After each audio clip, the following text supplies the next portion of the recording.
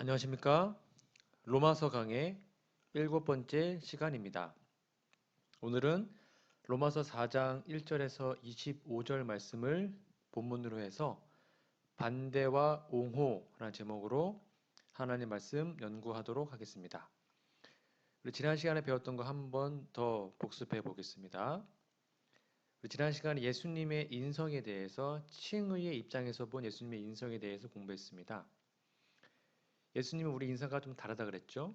그래서 예수님은 불신자들이 아니라 거듭난 사람들의 모범이라 그랬고, 우리가 거듭남으로 인하여서 예수님의 품성과 같은 조건을 가질 수 있다라고 말씀드렸습니다. 시대의 소망 311페이지에 보면 예수께서 우리의 본성을 취하시고 승리하신 것은 우리로 그분, 즉 예수님의 본성을 취함으로 말미암아 승리할 수 있도록 하기 위함이었다. 그러니까 우리가 예수님의 본성을 그대로 담고 취하지 않으면, 그분의 본성을 선물로 받지 않으면 우리는 절대로 죄에서 승리할 수 없습니다.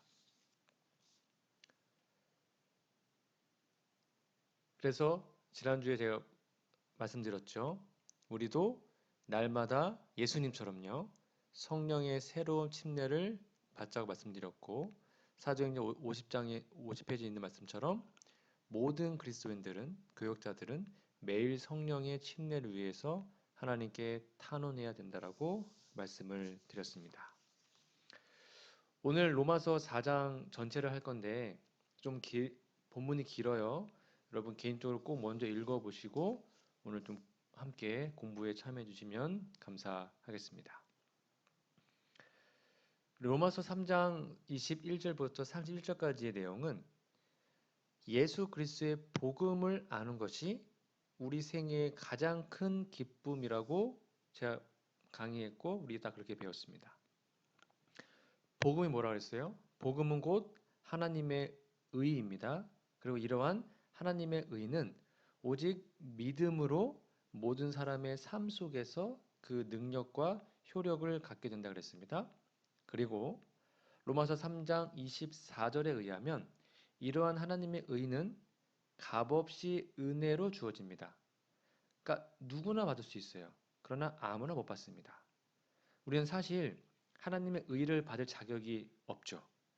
근데 그럼에도 불구하고 그 선물을 우리에게 값없이 주시기 위해 예수님이 자신의 목숨을 값으로 치르시고 돌아가셨고, 우리는 십자가의 죽음과 예수님의 부활을 통해 그 의를 선물로 받을 수 있습니다. 우리가 믿음을 통해서요. 또한 바울은 로마서 3장 31절에서 의롭다고 하심이 율법을 폐하는 것이 아니라 율법을 세워준다, 즉 율법을 완성시킨다고 결론을 짓고 있습니다. 이제 로마서 4장에서 바울은 그의 사역 기간 중에 겪었던 세 가지의 반대에 대한 믿음, 그것을 옹호하는 논증을 한 것이 4장의 내용입니다. 그렇다면 오직 은혜로 구원을 받는다는 구원의 기별에 반대했던 유대주의자들, 그 당시의 유대인들, 그들이 반대했던 세 가지의 반대는 무엇일까요? 4장을 크게 정리하면 이렇습니다. 앞에 보시면, PPT에 보시면 유대인의 반대입니다. 첫째, 행함에 대한 논쟁입니다. 로마서 4장 1절에서 8절까지 보면 의롭다함을 얻으려면 행함이 필수적이다 라고 유대인들은 말했다는 겁니다. 두 번째, 할례에 대한 논쟁입니다. 로마서 4장 9절로 12절은 유대인들이 말하기를 할례 없이는 구원이 없다라고 반대했습니다. 그리고 로마서 4장 셋째 13절 17절에 보면 율법 준수에 대한 논쟁입니다. 즉 유대인들은 말하기를 구원은 믿음 플러스 율법 준수가 더해져야지만 가능하다라고 말했습니다. 이게 4장을 크게 요약한 건데요. 정리하면 이 선행은 의롭다 하심을 받기 위해 꼭 필요하고, 할례는 신자들에게 반드시 요구되는 것이며, 구원을 확실히 하기 위해서 율법을 지켜야 한다, 스스로 지켜야 한다고 유대인 그리스도인들이 말하고 있었습니다.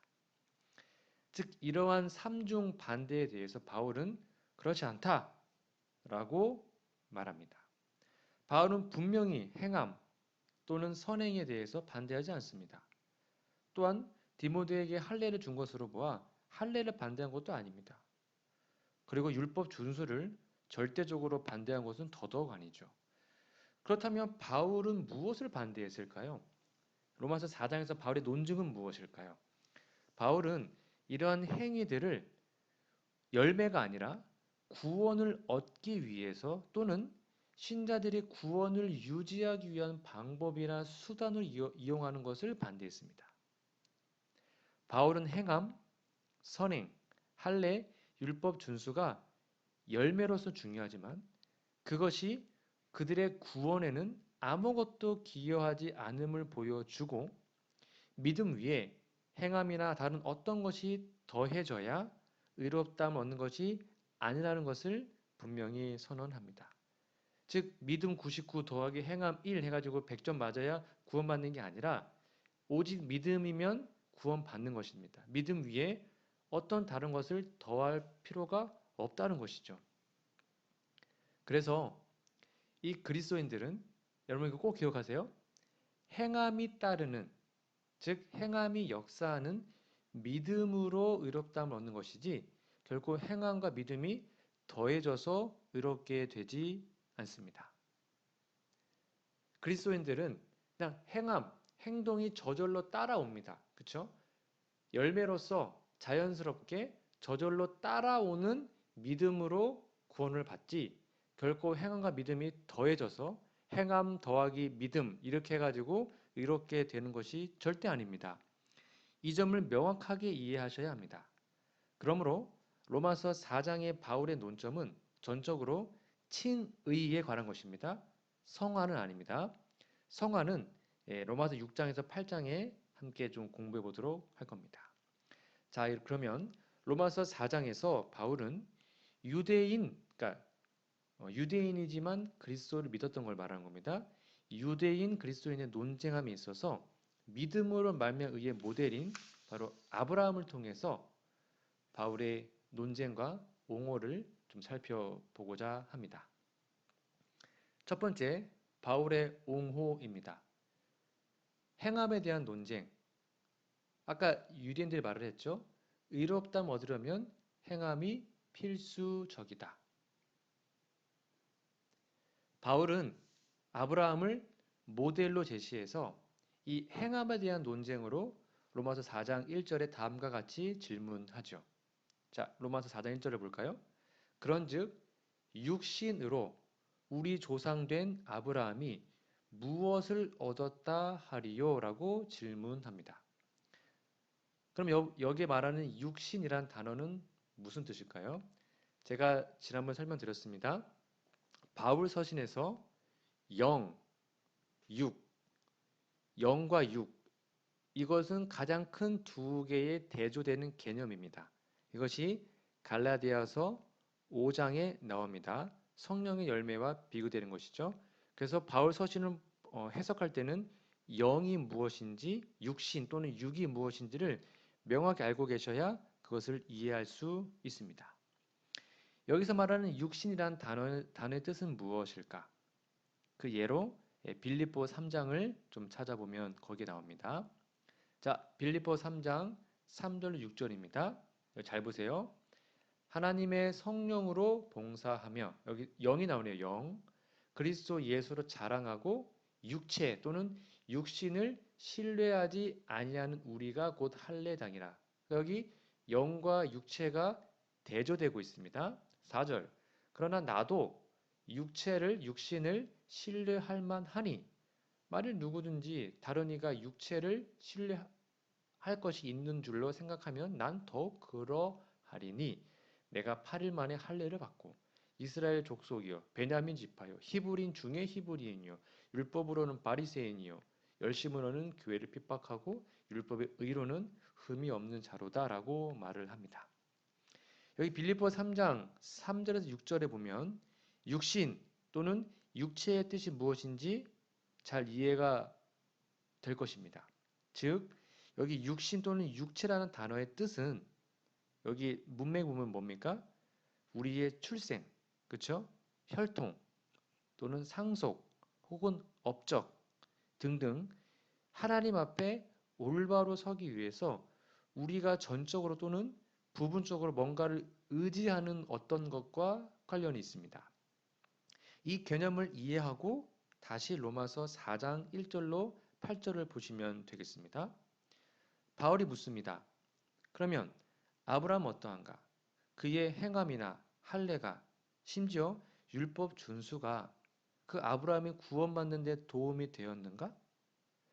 물론 바울은 구원의 열매로서의 행함에 대해서 반대하지 않습니다. 제가 계속 말씀드렸습니다. 아브라함은 많은 선행과 정말 경이로운 일들을 많이 했죠. 그러나 그러한 선행들이 아브라함이 의롭게 되는데 기여했습니까? 여러분 생각은 어떠하신지요? 다시 로마서 4장으로 가볼까요? 4장 2절로 3절. 만일 아브라함이 행위로서 즉 뭔가 선한 일을 해가지고 의롭다 하심을 얻었으면 자랑할 것이 있겠죠. 그런데 하나님 앞에는 없다는 것입니다. 3절. 그러므로 성경이 무엇을 말하느뇨? 어떻게 아브라함이 의롭게 됐느냐? 보세요. 아브라함이 선한 일을 했다는 것이 아니고요. 아브라함이 하나님을 믿음에 이것이 저에게 의로 여기신 바 되었느니라 라고 얘기합니다.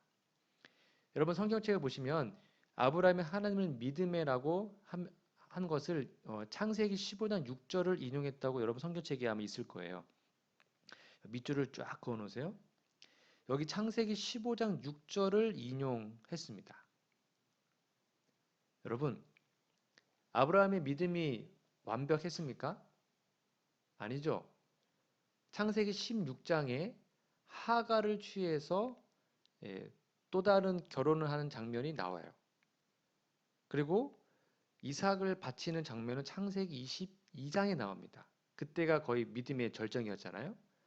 그런데 창세기 22장에 하나님이 이삭을 바쳤던 그때의 믿음을 인용하지 않고 성경은 말하기를 창세기 15장 6절에 아직 믿음도 그렇게 크지 않았는데 아브라함이 하나님을 믿었기 때문에 이것이 바로 그의 의였다라고 말하고 있는 것입니다. 즉 창세기 22장에 이삭을 잡아 죽이는 그 아주 위대한 행위가 있는 다음에 의롭다함을 얻은 것이 아닙니다. 그 전에 믿음으로 의롭다함을 얻은 것입니다. 그러면서 로마서 4장 3절 그 다음 절 4절에 보면 되게 의미심장한 구절이 있습니다. 로마서 4장 4절입니다. 일하는 자에게는 그 삭을 은혜로 여기지 아니하고 그러니까 내가 뭔가 행위를 해가지고 의롭다함을 받으면 그건 내가 한 거니까 별로 그렇게 은혜가 없잖아요. 하나님 감사하지 않죠. 빚으로 여기거니와 5절이 중요합니다. 이를 아니할지라도 경건치 아니한 자를 의롭다 하시는 이를 믿는 자에게는 그의 믿음을 의로 여기시나니라고 기록합니다. 그러니까 일을 안 했어요. 아무것도 안 했단 말입니다. 그런데 아브라함이 단순하게 믿었을 때에 하나님은 아브라함을 의롭다고 선포하십니다. 이것이 바로 안식일 신앙과 믿음을 말미암아 의의 관계이기도 하죠. 여러분 우리가 6일 동안 정말 힘들게 해가지고 안식일을 지키는 겁니까? 아니면 안식일을 먼저 지킨 다음에 그 힘과 능력을 가지고 6일을 살아가는 건가요? 여러분 아담에게 있어서 안식일은 몇 번째 날이었습니까? 오늘날 우리에게는 안식일이 7번째 날이죠. 제7일. 여러분 아담에게 있어서 안식일은 첫째 날이었습니다. 무슨 말이냐면 아담이 금요일날 오후에 태어났죠. 오후에 태어나가지고 태어나자마자 뭐 한 일이 있습니까? 없잖아요. 근데 태어나자마자 하나님이 그에게 가장 먼저 한 것은 뭔가를 하라는 것이 아니라 일을 아무것도 안 했어요. 근데 그 아담에게 쉬어라 라고 말씀하시며 아담은 가장 처음으로 맞이했던 날이 안식일이었습니다. 이게 참 은혜입니다. 우리가 안식일을 이런 마음을 지키는 것입니다. 안식일을 먼저 지켜요. 그리고 안식일을 통하여 의롭다함을 받습니다. 그날 구원을 받고 우리의 죄 용서함을 받죠. 그럼 그렇게 마음의 기쁨과 의로움과 주님의 칭의를 받고 그런 행복을 가지고 6일을 살아가는 것입니다. 그것이 바로 믿음을 말하는 의와 안식일이죠. 자, 로마서 4장 6절을 이어서 볼까요? 일한 것이 없이, 그렇죠? 하나님께 의로 여기심을 받은 사람의 행복, 이게 얼마나 행복하겠어요. 정말 저는 아무것도 아닌데, 우리는 아무것도 아닌데 한 게 아무것도 없어요.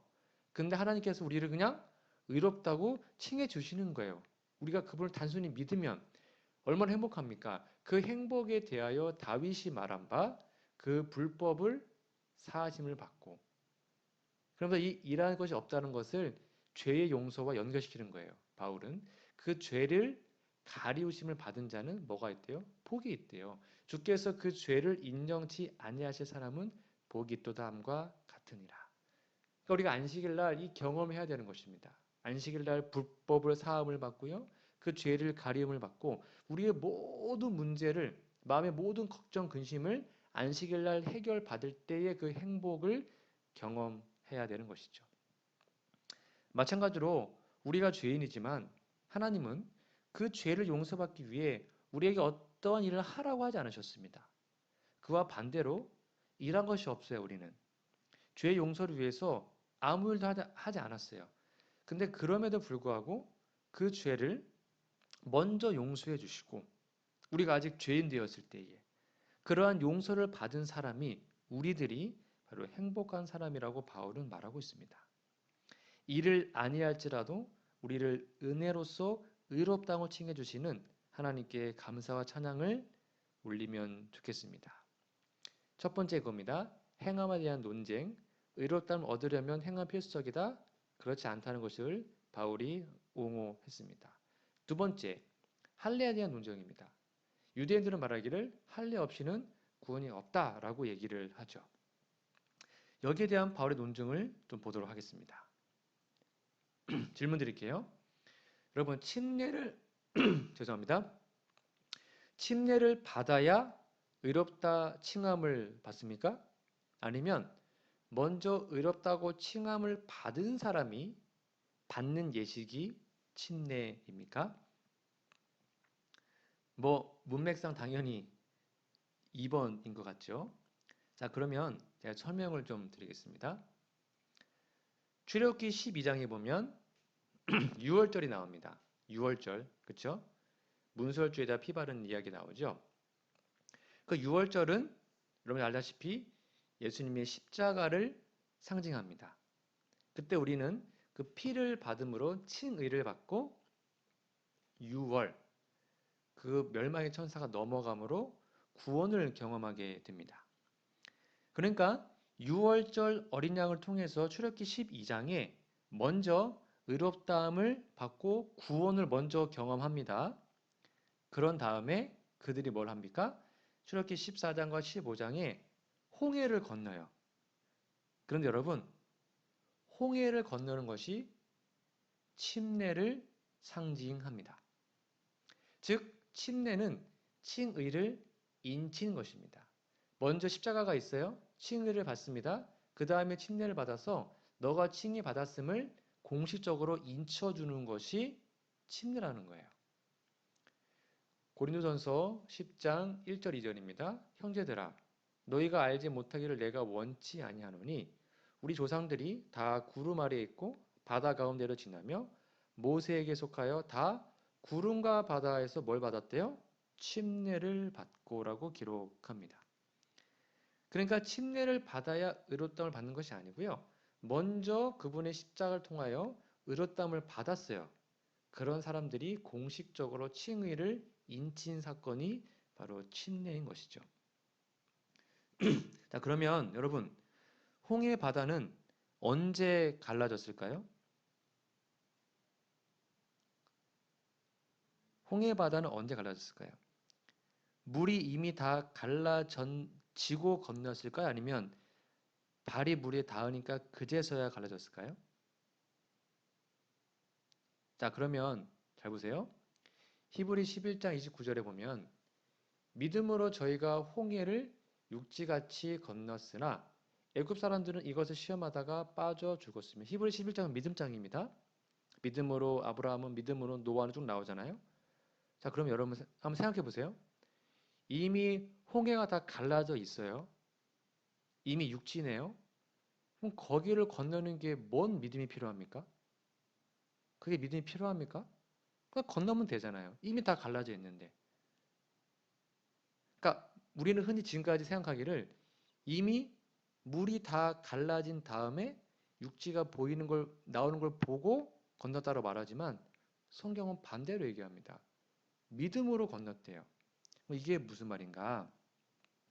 자, 증언보감 1권 450페이지에 이런 말씀이 있습니다. 잘 보세요. 주님께서는 오늘날 현대의 진리를 믿는 당신의 백성들을 취급하고 계신다.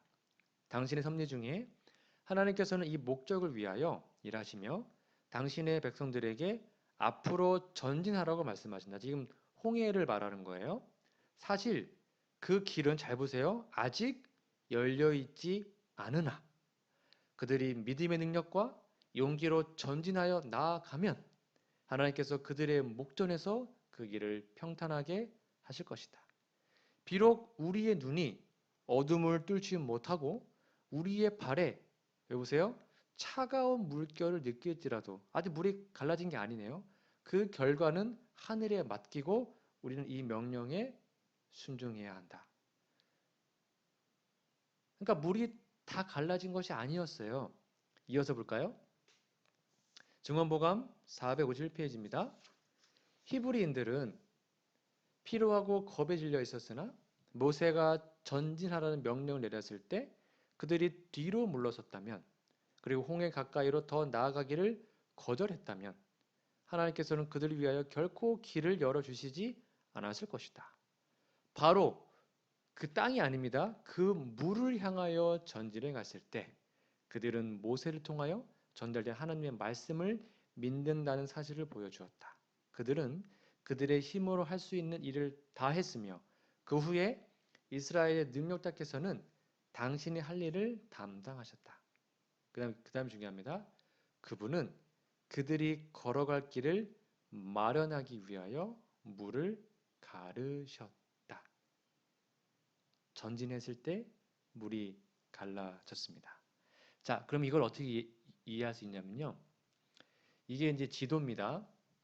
지도에서는 무조건 오른쪽이 동쪽입니다. 그렇죠? 왼쪽이 서쪽이에요. 그 지중해 쪽이 북쪽이고요. 저쪽 시내산 쪽이 남쪽입니다. 그래서 홍해를 그들이 건넜단 말입니다. 애굽에 건너서 그러니까 서쪽에서부터 동쪽으로 이동을 한 것입니다. 여기 보시면 출애굽기 10장 13절에 보면 동풍이 메뚜기를 불어 들인지라. 그러니까 애굽에 10장이 있었잖아요. 그 10장이 있을 때 메뚜기 재앙이 있었죠. 그 메뚜기 재앙을 성경은 말하기를 동풍이 불어서 메뚜기를 애굽으로 갖고 왔다는 겁니다. 동풍은 뭐냐면요. 동쪽에서 서쪽으로 부는 것입니다. 그러니까 오른쪽에서 왼쪽으로 부는 게 동풍이에요. 동풍이 확 부니까 메뚜기가 애굽으로 갔어요. 그런데 출애굽기 10장 19절에 보면 결국 바로가 막 이렇게 메뚜기 없애달라고 이렇게 도움을 요청하자 하나님이 메뚜기를 없애셨잖아요. 근데 출애굽기 10장 19절에 보면 서풍이 불게 하사 메뚜기를 홍해에 넣었습니다. 서풍은 뭐예요? 서쪽에서 동쪽으로 부는 바람이 서풍입니다. 이해가시죠? 자, 그러면 지금 여기 지도에 보면 애굽인들이 아니, 애굽을 피해서 이스라엘 백성들이 지금 왼쪽에 있단 말입니다. 거기가 애굽 땅이니까요. 그럼 거기에서 홍해를 건너려면 서풍이 불어야 되죠. 서풍, 즉 왼쪽에서 오른쪽으로 서쪽에서 동쪽으로 바람이 막 불어야 우리가 흔히 상상하듯이 우리 앞쪽에서 물이 갈라지고 그걸 통해서 홍해를 건널 거 아닙니까? 근데 여러분 홍해를 건널 때는 서풍이 불지 않았습니다. 동풍이 불었어요.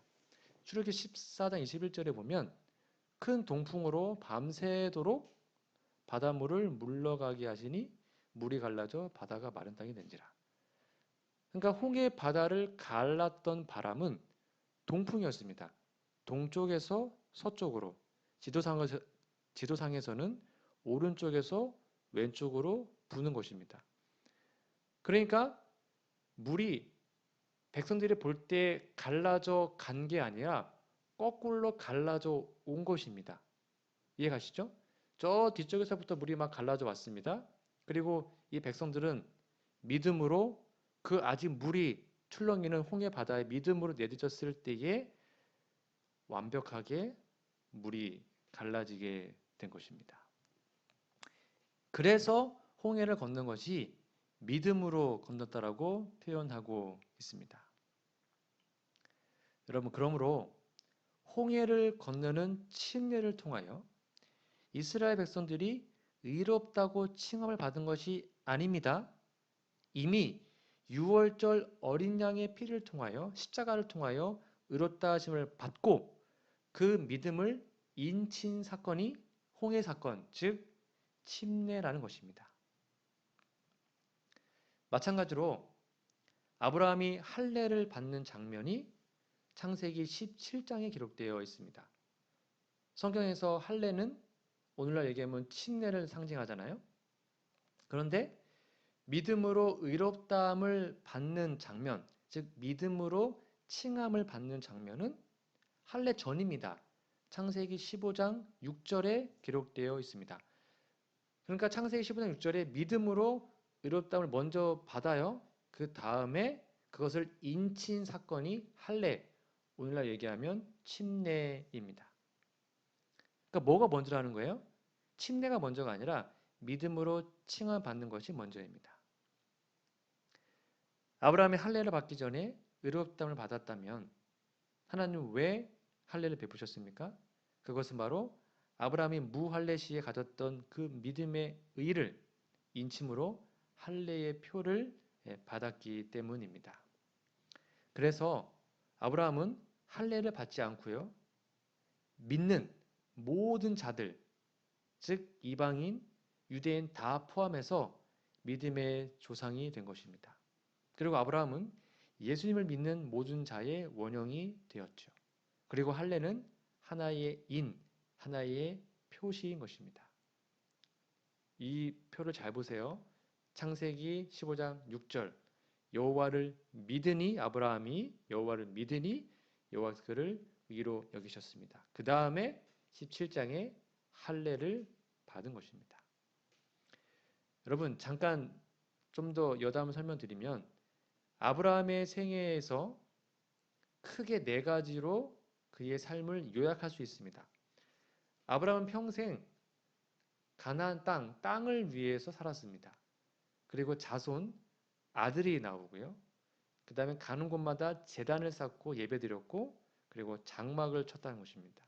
이것이 아브라함의 생애의 큰 네 가지의 단어입니다. 즉 75세에 본토 친척 아비 집을 떠났죠. 그리고 창세기 12장 4절에 보면 큰 민족을 이루겠다고 말씀하십니다. 비록 아들이 없었지만 하나님을 믿었습니다. 그것을 하나님은 아브라함의 의로 여겨주시죠.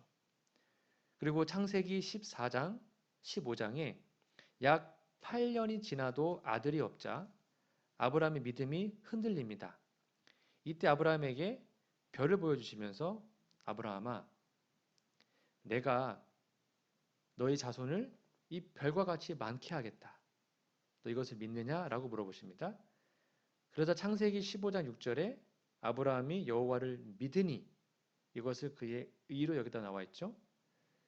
그런데도 2년이 지나도 아들이 없었어요. 하나님이 너희 자손을 별과 같이 많게 하겠다라고 약속했는데 아들이 없는 거예요. 그러자 아브라함은 어떻게 했어요? 사라와 함께 얘기하죠. 우리가 하나님의 약속이 이루어지도록 뭔가를 해야 되지 않을까? 뭔가를 도와야겠다. 그래서 사라의 요청으로 하갈을 후초로 맞아들입니다. 이때 아브라함 마음에 뭐가 있었어요? 하나님께서 아들을 주신다고 약속했으니까 제가 좀 도왔습니다. 제가 하갈을 취해서 아들을 낳았습니다.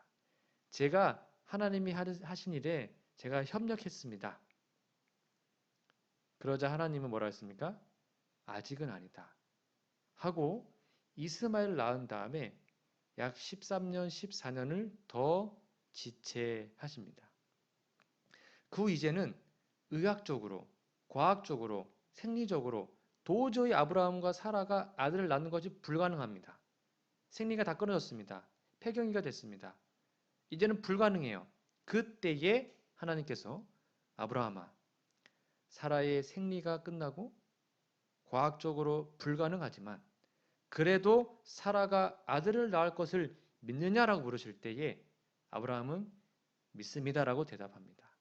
그리고 하나님은 아브라함의 믿음을 바로 할례의 언약으로 인을 치시죠.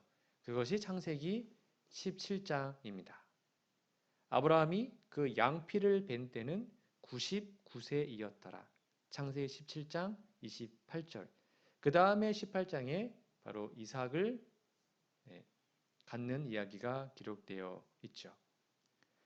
그러므로 신명기 10장 16절은 할례에 대해서 이렇게 우리에게 적용하고 있습니다. 그러므로 너희는 마음의 할례를 행하고 다시는 목을 곧게 하지 말라. 예레미야 4장 4절. 유다인과 예루살렘 거민들아 너희는 스스로 할례를 행하고 너희 마음 가죽을 베고 나 여호와께 속하라. 이 두 말씀은 무엇을 의미합니까? 할례는 불신을 제거하는 예식입니다. 다시요. 할례는 불신을 제거하는 예식입니다. 다시 말해서 할례는 믿음으로 말미암은 의의 표징, 곧 도장이며 인입니다. 즉 할례가 아브라함을 의롭게 한 것이 아닙니다. 그가 이미 믿음으로 취한 의를 확인한 것이 바로 할례이죠. 그래서 로마서 4장 11절에도 이렇게 얘기하는 것이죠. 저가 할례의 표를 받은 것은 무할례 시에, 즉 할례 받기 전에 믿음으로 된 의를 먼저 믿음으로 의롭다함을 받았죠. 그것을 인치인 것이니 이는 무할례자로서 믿는, 즉 할례 받지 않았던 이방인들을 말하는 거죠. 믿는 모든 자의 조상, 우리를 포함해서 그 믿음의 조상이 되어서 저희로 의로 여기심을 얻게 하려 하심이라고 얘기합니다. 그러므로 침례도 마찬가지입니다. 침례를 통하여 의롭게 되는 것이 아닙니다. 이미 믿음을 통하여 십자가를 통하여 의롭게 된 것을 침례를 통하여 확인하는 것입니다.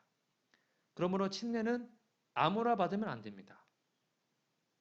예수님을 진정으로 믿고 의롭다고 하나님께 선언을 받은 사람들이 받는 게 침례예요. 그럼 우리는 과연 침례 받기 전에 이러한 믿음을 소유하고 있었습니까? 아니요. 우리가 지금 침례 받은 지금 그러한 믿음이 있습니까? 아직도 우리에게 이런 믿음이 없다면 다시 한번 예수님을 바라보고 그 믿음을 달라고 우리를 의롭게 칭해 달라고 간절하게 간구하는 우리 모두가 되었으면 좋겠습니다. 세 번째, 유대인들의 논쟁이었죠. 율법 준수에 대한 논쟁이었습니다. 유대인들은 말하기를 구원은 믿음과 율법 준수가 더해져야, 뭔가 행함이 조금이라도 더해져야 된다라고 말을 했습니다. 자, 그러면 이 논쟁에 대해서 바울은 뭐라 했는지를 좀 살펴보겠습니다. 로마서 4장 13절 14절입니다. 아브라함이나 그의 후손에게 세상의 후사가 되리라고 하신 언약은 율법으로 말미암은 것이 아니요 오직 믿음의 의로 말미암은 것이니라. 만일 율법에 속한 자들이 후사이면 믿음은 헛것이 되고 약속은 폐하여 졌느니라 라고 말합니다. 즉 하나님께서 아브라함에게 율법을 주기 오래전에, 실제로 율법이 주어지기 약 430년 전에 믿음으로 말미암은 구원의 약속을 주셨습니다. 바울은 14절에서 율법으로 말미암은 의와 믿음으로 말미암은 의가 상반되는 것, 대조되는 것임을 분명히 하고 있습니다. 이 둘은 전혀 반대로서 연합될 수 없습니다. 그러므로 아브라함은 혈통적인 후손의 원형이 아니고요. 그와 똑같은 믿음을 가진 자들의 조상입니다. 인종 관계없이, 그렇죠? 이방인이건 헬라인이건 유대인건 상관없이 우리가 아브라함 같은 믿음이 있다면 우리는 영적으로 아브라함의 후손이요 영적 이스라엘에 속하게 되는 것이죠. 믿음을 말며 의를 반대한 유대주의자들의 그런 공격, 행함, 할례, 그리고 율법 준수, 그 모든 주장으로부터 진정한 믿음을 옹호했던 바울은 로마서 4장 17절에서 25절에 믿음이 어떻게 역사하는지를 다시 한번 설명하고 있습니다. 로마서 4장 18절부터 볼까요? 아브라함이 바랄 수 없는 중에 바라고 믿었으니 이는 내 후손이 이 같으리라 하신 말씀대로 많은 민족의 조상이 되게 하려 하심을 인함이라. 그가 100세나 되어 자기 몸에 죽은 것 같음과 사라의 태에 죽은 것 같음을 알고도 믿음이 약하여지지 아니하고 믿음이 없어 하나님의 약속을 의심치 않고 믿음에 견고하여져서 하나님께 영광을 돌리며 약속하신 그것을 또한 능히 이루실 줄을 확신하였으니 그러므로 이것을 저에게 의로 여기셨느니라. 여기 계속 나오잖아요. 약속을 의심치 않고 믿었다. 믿음이 약해지지 아니했다. 약속하신 그것을 확신했다. 말씀대로 믿었다. 그래서 그것을, 그 믿음을 하나님은 저에게 의로 여기셨다라고 얘기합니다. 여러분, 이 말씀 되게 중요합니다. 믿음은 우리의 느낌이나 이성이나 어떤 과학적인 방법과 상관없습니다. 믿음은 하나님의 말씀대로 우리 삶에 이루어지는 것을 받아들이고 믿는 것입니다. 믿음은 환영이나 형편에 따라서 아니오라고 말할 때에도 무조건 하나님께 예라고 말하는 것입니다. 토달지 않는 것입니다. 하나님께서 100세 된 아브라함에게 너 아들 낳을 수 있다라고 말할 때 말이 안 되는 거잖아요. 생리를 못해요. 할머니가 다 됐단 말입니다. 여자 구실을 못해요. 근데 너 낳을 수 있어라고 말할 때 그냥 아멘하고 믿는 것입니다. 믿음에 의한 구원은 우리가 전적으로 하나님을 의지하고 다른 어떤 것과도 상관없이 하나님이 말씀하시는 것을 전적으로 받아들이는 겁니다. 하나님께서 우리에게 내가 너를 그리스도 안에서 의롭게 했다. 지금이나 심판 때에 네가 하늘에 갈 충분한 자격을 부여하는 완전한 의를 통하여 너는 완전하게 되었다. 네가 날 믿음으로 난 너를 의롭다고 선언한다라고 오늘 우리에게 말씀하십니다. 그리고 믿음은 이런 하나님의 말씀을 단순하게 받아들이는 것입니다. 그리고 그러한 믿음의 역사가 우리의 삶에도 언제나 함께 하시기를 간절히 소망합니다. 그래서 이런 아브라함의 역사는 우리를 위해서 기록된 것입니다. 로마서 4장 23절부터 볼까요? 저에게 의로 여기셨다 기록된 것은 아브라함만 위한 것이 아닙니다. 의로 여기심을 받을 우리도 위함이니 곧 예수 우리 주를 죽은 자 가운데서 살리신 이를 믿는 자니라라고 얘기합니다. 하나님께서는 그분의 아들 예수를 죽은 자 가운데서 일으키셨다. 즉 부활했다고 선언합니다. 이것이 바로 예수님이 죄를 정복하신 가장 강력한 증거입니다. 왜요? 죄가 뭐라고 했습니까? 죄는 곧 죽음입니다. 그런데 죽음을 정복했다는 거예요. 하나님께서, 예수님께서.